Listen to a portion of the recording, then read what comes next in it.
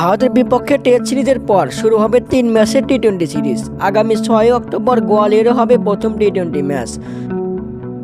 ভারতের বিপক্ষে টাইগারদের টি-20 স্কোয়াড অনুসরণ করে যাচ্ছেন মিরপুরে। ভারতের বিপক্ষে টি-20 সিরিজে দলে ফিরছে তরুণ তারকারা।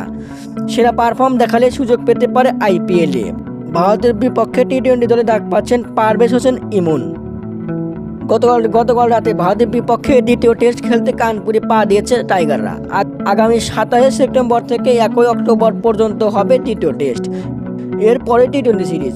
বিশ্বকাপের পর বাংলাদেশের প্রথম টি-20 সিরিজ এটি। ভারতের বিপক্ষে স্কোয়াডে থাকছে নতুন মুখ। টি-20 স্কোয়াডে যাদের থাকার সম্ভাবনা বেশি: নাজমুল হোসেন শান্ত ক্যাপ্টেন, তানজিদ তামিম, লিটন দাস, সাকিব আল হাসান, পারভেজ হোসেন ইমন, তাওহিদ হৃদয়, রিশাদ হোসেন, মাহমুদুল্লাহ রিয়াদ, হাসান মাহমুদ, তাসকিন আহমেদ, শরীফুল ইসলাম, তানজিব সাকিব, আফিফ হোসেন, মুস্তাফিজুর রহমান, শামীম পাটোয়ারি, মেহেদী হাসান মিরাজ। বিকল্প হিসেবে থাকছেন নাসিম আহমেদ, শেখ মাহাদি, নাহিদ রানা। বিডি নিউজ, হৃদয় হাসান।